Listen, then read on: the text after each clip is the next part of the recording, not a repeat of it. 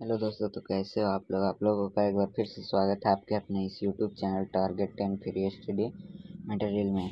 तो आज हम आप लोगों के लिए लेकर के आए हैं क्लास 10 वालों के लिए सोशल साइंस का most VVI important objective 30 questions, जिसमें से आपके एग्जाम में ज़रूर क्वेश्चंस देखने को मिलेंगे इस वीडियो से। तो आप इस वीडियो को देख लीजिए और इसके बाद हमें लास्ट में कमेंट करके बताइएगा कि आपका कितना क्वेश्चन सही हुआ और आप अपने से इसका आंसर बताने का कोशिश कीजिएगा। तो चलिए हम देख लेते हैं। यहाँ क्वेश्चन नंबर 1 है, निम्न में से कौन सी घटना पूरे यूरोप के शिक्षित अभिजात वर्गों में राष्ट्रीय भावनाओं का संचार किया? तो सही उत्तर हो जाएगा यूनान स्वतंत्रता संग्राम। चलिए क्वेश्चन नंबर 2 देख लेते हैं। जर्मनी के एकीकरण में प्रमुख भूमिका निभाने वाले बिस्मार्क कहाँ के चांसलर थे? तो पता है आप लोगों को, बिस्मार्क प्रूसिया के चांसलर थे। तो इसका सही उत्तर हो जाएगा ऑप्शन नंबर सी। चलिए क्वेश्चन नंबर 3 को देख लेते हैं। वियना की संधि कब हुई? तो वियना की संधि आप लोगों को पता है 1815 में हुआ था। तो इसका सही उत्तर हो जाएगा ऑप्शन बी।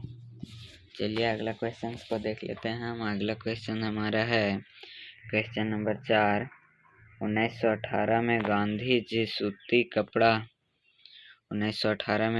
सूती कपड़ा कारखानों के मजदूरों के बीच सत्याग्रह आंदोलन चलाने के लिए कहाँ पहुँचे थे? तो अहमदाबाद पहुँचे थे। ऑप्शन नंबर ए सही हो जाएगा।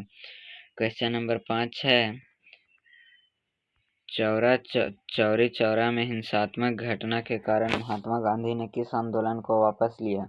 तो महात्मा गांधी असहयोग आंदोलन को वापस लिए थे चौरा चौरी के हिंसात्मक घटना के बाद।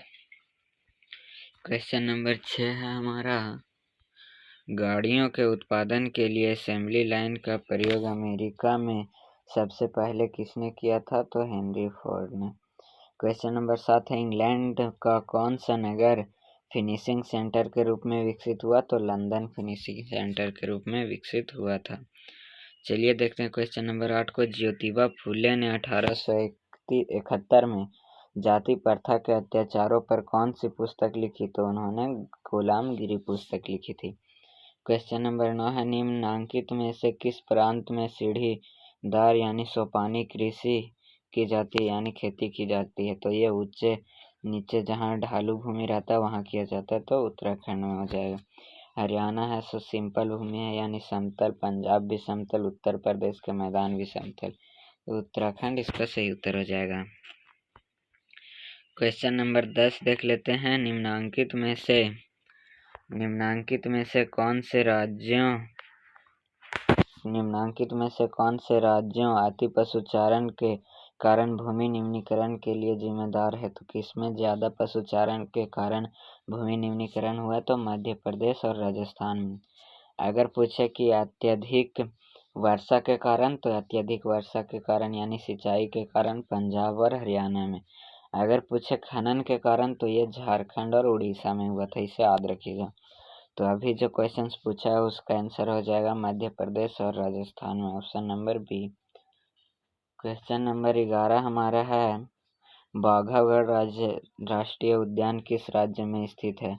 तो बाघागढ़ राष्ट्रीय उद्यान मध्य प्रदेश में है, ऑप्शन ए। क्वेश्चन नंबर 12, वर्तमान समय में भारत में कुल विद्युत उत्पादन का लगभग कितना प्रतिशत भाग जल विद्युत से प्राप्त किया जाता है? तो यह 22% प्राप्त किया जाता है। चलिए क्वेश्चन नंबर 13 को हम लोग देख लेते हैं। क्वेश्चन नंबर 13 हमारा यहाँ रहा, सरकार निम्नांकित में से कि कौन सी घोषणा फसलों को सहायता देने के लिए करती है? तो न्यूनतम सहायता मूल्य। क्वेश्चन नंबर 14 है, निम्नांकित चट्टानों में से किस चट्टान के स्तर में खनिजों का निक्षेपण और संचयन होता है? तो इसका सही उत्तर हो जाएगा आग्नेय चट्टानों में। यहाँ आप लोग मत देखिए, ये गलत आंसर यहाँ छपा हुआ है। इसका सही उत्तर हो जाएगा आग्नेय चट्टानों में। क्वेश्चन नंबर 15 है, पहला सफल सूती वस्त्र उद्योग 1854 में कहाँ लगाया गया था? तो ये मुंबई में लगाया गया था। क्वेश्चन नंबर 16 है, राज्यों की राजधानियों को जिला मुख्यालय से जोड़ने वाली सड़कें कहलाती है? तो ये सड़कें कहलाती है राज्य महामार्ग या राज्य मार्ग। क्वेश्चन नंबर 17 है, निम्न में से किस प्रकार को टकराव आगे बढ़कर अक्सर हिंसा और राजनीतिक अस्थिरता का रूप ले लेते हैं? तो ये सामाजिक है। सामाजिक टकराव आगे बढ़ के हिंसा का रूप ले लेते हैं। क्वेश्चन नंबर 18 है, पुलिस, व्यापार, कृषि, सिंचाई जैसे प्रांतीय महत्व के विषय किस सूची के अंतर्गत है? तो ये राज्य सूची में। राज्य सूची में राज्य सरकार कानून बनाता है, संघ सूची में केंद्रीय सरकार और समवर्ती सूची में दोनों सरकार। ये भी पूछे तो आप लोग याद रखिएगा। क्वेश्चन नंबर 19 है, उत्तरी आयरलैंड में 44% रोमन कैथोलिक का प्रतिनिधित्व कौन सी पार्टी करती है? तो इसका सही उत्तर हो जाएगा option number D, nationalist party. चलिए क्वेश्चन नंबर 20 को देख लेते हैं। क्वेश्चन नंबर 20 है, निम्न में से कौन सुमेलित नहीं है? तो यहाँ पे सुमेलित कौन नहीं है छाट लीजिए। नर्मदा बचाओ आंदोलन एक मुद्दे पर आधारित आंदोलन। हाँ, यह एक मुद्दे पर आधारित आंदोलन था, नर्मदा बचाओ आंदोलन। अगला है, खाद्य विक्रेताओं का समूह एक दबाव समूह है। हाँ, ये भी बिल्कुल सही है। क्वेश्चन नंबर ऑप्शन सी है, तृणमूल कांग्रेस राजनीतिक दल सही है। ये श्रीलंका संघीय शासन प्रणाली, ये गलत है। श्रीलंका में एकात्मक शासन प्रणाली है।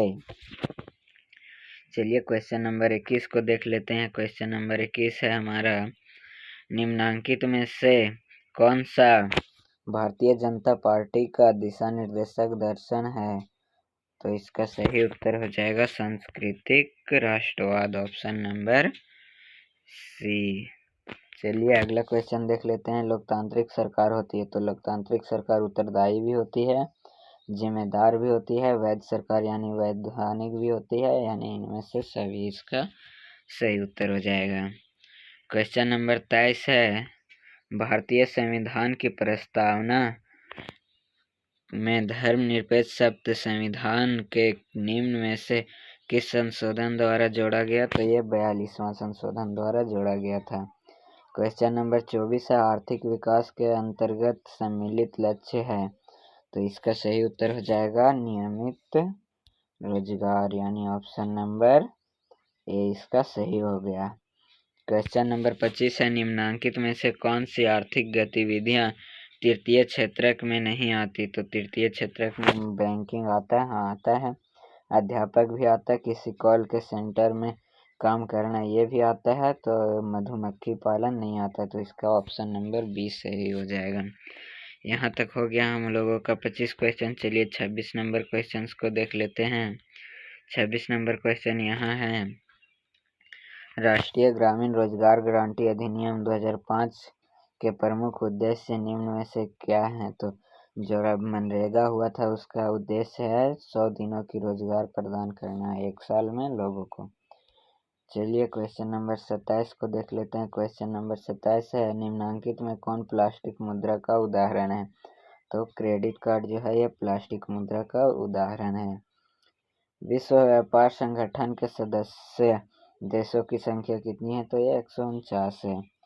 क्वेश्चन नंबर 29 यानी आज का सेकेंड लास्ट क्वेश्चन देखते हैं। ये क्वेश्चन है, विभिन्न देशों के बीच परस्पर संबंध और तीव्र एकीकरण की प्रक्रिया ही क्या डैश का है? मतलब कि इसका सही उत्तर हो जाएगा वैश्वीकरण।